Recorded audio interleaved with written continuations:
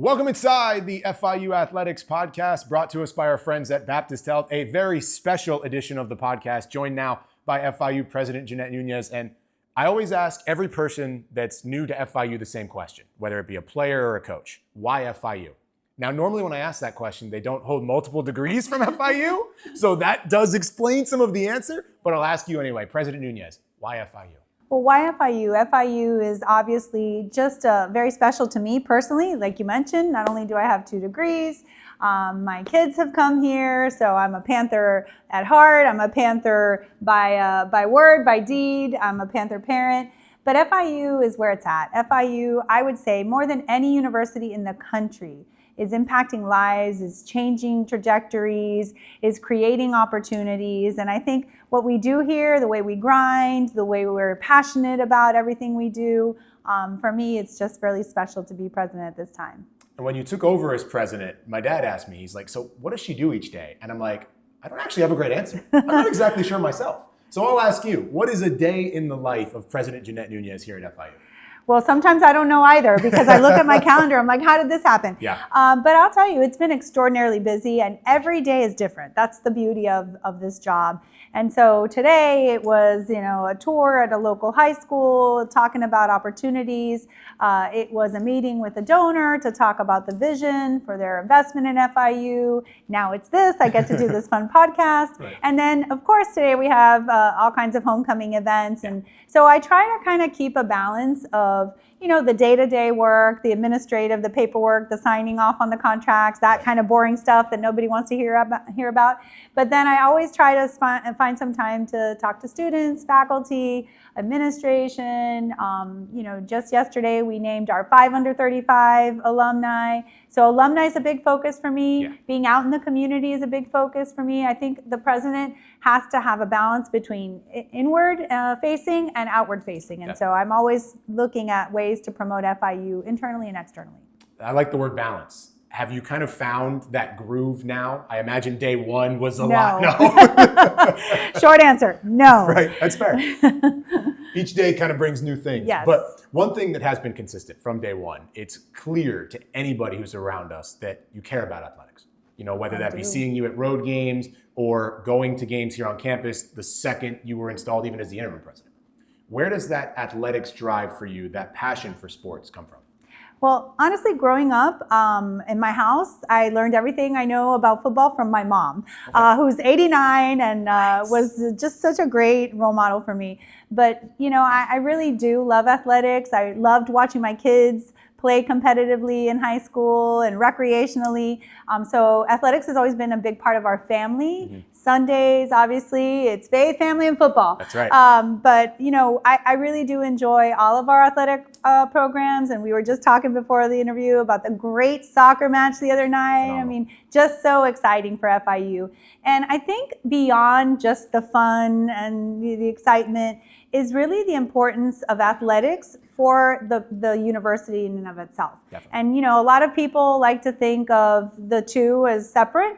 Mm-hmm. The academic folks like to talk about academics, the athletic folks like to talk about athletics, but they're hand in hand. And when a school is doing well, athletically speaking, when we're winning championships, when we're winning games, when there's enthusiasm, success begets success. And I think it's important to recognize that athletic success drives academic success and participation and affinity and community, especially for our alums. That's what they want the most. I hear that all the time. And now, as we kind of fast forward to the modern day athletics environment, the notion of NIL is everywhere, which boiled down to what it is money. Yeah. There is now, for all intents and purposes, a salary cap in college sports. How have you kind of interacted with that as the president, understanding that there's a balance there between the academic side, the athletic side, and the money that connects both? Yeah, so it's a challenge, and I'll be very frank.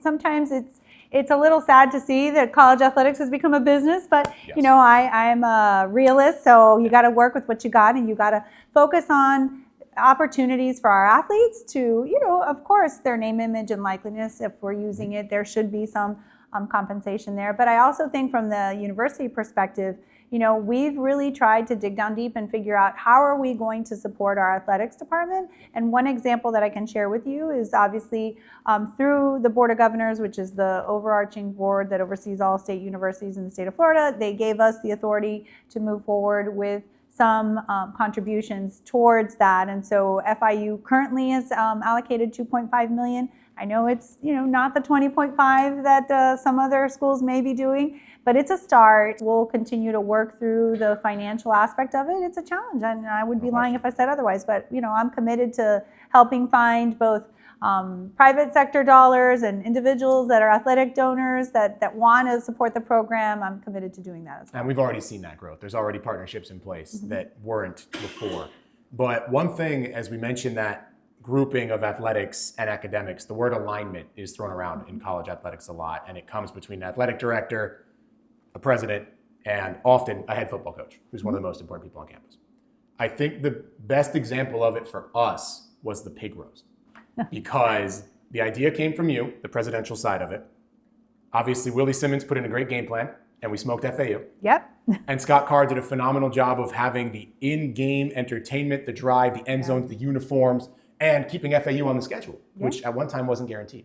So from your standpoint, take us through what I think is the most South Florida thing we've done in a long time around here, the pig roast before FAU. Well, I love it. And I like to say we roasted FAU. That's right. So, That's right. But yeah, the pig roast idea, it's what's more Miami than a pig roast. And I think culturally speaking, it's something that is iconic. And, I started talking with some folks that do the big one for the PBA and the firefighters.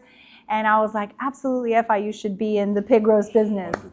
So it became sort of early on an idea that I had. And I got to tell you, the team worked night and day to make it happen. And I was starting to get a little stressed. I'm like, I hope people show up. I hope this is going to be well attended. And honestly, it was so great. The only thing, if I could have changed anything, would have been the weather, but we can't do anything about that. Yeah. So it was really a great opportunity to bring football to the forefront, to work with Scott, to work with Coach Willie and the team. They were part of the promotional videos.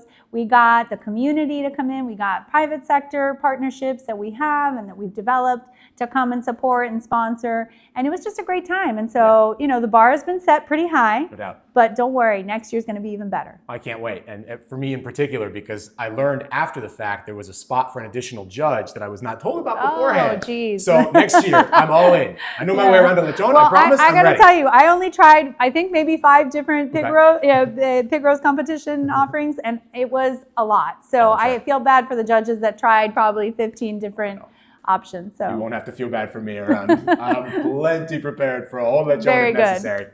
Another thing that you started up that I think is really, really neat and connects with South Florida. Obviously, a pig roast is uniquely South Florida. There's dogs everywhere. But in South Florida, there is kind of a unique connection, right? A lot of folks have dogs. I think it's a sound you'd hear in any neighborhood in Miami, anywhere. Now we're going to bring some of that here to Pitbull Stadium. Yes, and let's make clear we are not roasting any dogs other than hot dogs. Other than hot dogs. But what I'll tell you is, yes, there are so many people that are, I myself, we had a dog. My daughter took her when she got married. I'm a little upset about it still, but family dog. Most people are really passionate about their pets, and I think that if they do it at ballparks throughout the country and they have a bark at the park day, why not FIU? Why not Pitbull Stadium? I mean, it's really, I think, fitting that we should open it up. The last home game of the season, I believe, to have folks come and bring their dogs and entice them to come and have a great time. I don't think, if you haven't been to an FIU football game, you don't know how wonderful it is. Our stadium, it's easy, the parking, it's not a nightmare like it is in some other stadiums. It's a great experience, and I just think, come with your dog. There'll be, all kinds of fun things going on. It's our military appreciation game. So we'll be able to honor our veterans that have sacrificed so much for us, and so I'm excited about that game in particular. And we'll see. This is a test run, but I'm hoping it's a huge success, and more and more people learn about it and come to the game with We have a ton of festivities. We have a homecoming this weekend, like you mentioned, plus today, and then that game will be Jacksonville State. So it'll be a nice afternoon in South Florida, 3:30, middle of November. This is the time of year where we live in Florida for this reason. Exactly. For this time of year. But speaking of kind of events that have generated a lot of buzz, you got the chance to host the Hall of Fame ceremony here at FIU, some really meaningful names, some national champion names that you got the chance to get introduced to, meet, and become a part of that FIU athletics culture. What was that like for you? Amazing. And I was shocked that we hadn't done it in a while, so I was glad to be a part of the first one in a long time. Yeah. And to be able to recognize people like TY. Of course, I remember when he was here. I wasn't a student, but I remember when he was here. I came to a game when he would dazzle us with his amazing catches. And so I think, to be able to recognize someone like him, but of course, Olympic gold medalist, Tana, and we had Cindy Russo, who's a legend of her own right, Mark Clemser, Munga. I mean, really just a great opportunity to hear sort of the history of FIU athletics going back many, many decades and then more recently. So it was a great opportunity for me. I don't want this to all be athletics, even though it is the FIU Athletics Podcast. So we'll transition to kind of the broader academic, broader goals for you. If you had to say some of the goals of your presidency, what would you say those are? Yeah, well, I think we are clearly on a path, and I've talked about that vision about becoming a top 30 university within the next 5 years, growing the research by double, making sure that FIU becomes a school of first choice. And I know you don't want to talk about athletics in this question, but it all goes back to athletics, because I think as we start to increase the caliber, from an academic standpoint, and we increase applicants that want to come here. I just, earlier today I was talking to a school and they're like, oh, one of our students just committed to FIU. And so getting that excitement around academics, we're number one in the state of Florida in terms of performance. They measure us on very strict metrics, and FIU kills it. They knock it out of the park. We're number one in the entire country by Wall Street Journal as it relates to economic mobility. We're top 15 innovative university, so much going on. And I think sometimes our community, not that they take us for granted, but I don't think they understand. And it's our job to tell our story. And part of that story is through academics, but the other part is through athletics. So the burden's on you. The burden's on you. We understand that. Well, to that point, rolling out the new app now, whether that be an opportunity for kids to get involved, this rewards program on the FIU app, how much do you see that being able to tell that story to fans directly and letting them participate themselves? Yeah, well, kids nowadays, right? I sound like an old person when I say that, but everything is through the app. Everything is on their phone, and there is no qualm about it, right? They wanna see everything instantaneously, and I just think that we are one of those universities that understands the way that students want to interact. They want to engage, and so I think more of that is always good. But of course, that comes with its own set of challenges, and we're going to continue to work through developing those relationships, those human connections. I think we can never lose sight of, and I think that's why we've talked a lot about Greek life too. Getting students involved in Greek life, getting them involved in clubs. And if there was a recurring theme yesterday at our Alumni 535, it was just that FIU gave them an opportunity to be a part of something bigger than themselves. And that's true for athletics. But not all of our students are student athletes. So we want everybody to be engaged. And I think what better way than through Greek life, through service-oriented clubs, or through other organizations that are going to bring that whole student experience to FIU. All right, last one for you. And this goes back to pretty much right when you were coming to campus here at FIU. We're sitting there calling a basketball game, and there's a ball that goes out of bounds. That's extremely common, happens all the time.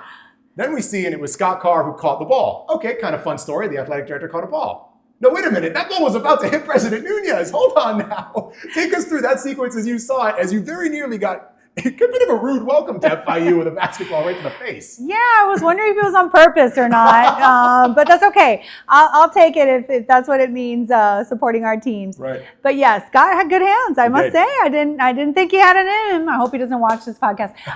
But he definitely came in clutch, and it was pretty funny. I saw the video footage afterwards, and no matter where I go, whether it's a basketball game or a soccer game, the ball always seems to find me. So I'm beginning to think there is a little bit of a challenge for players to see if they can knock out the president. Some people are just ball magnets. For our football team, it's Alex Perry, our leading receiver, but sometimes you just have it in you. That's right. All right. We really appreciate you joining us. It's been a lot of fun. We're so excited to have you here at FIU with all the momentum that this school already had, and now continuing that even more. President Nuñez, we appreciate you joining us. Thank you so much. It's going to do it for this edition of the FIU Athletics Podcast. Be sure to keep it locked right here. More stories coming. Our athletes, our coaches, as the fall season wraps up, the winter season already underway, and plenty more to come. For President Nuñez and everybody here at FIU, I'm Corey Brooks, and as always, pause up.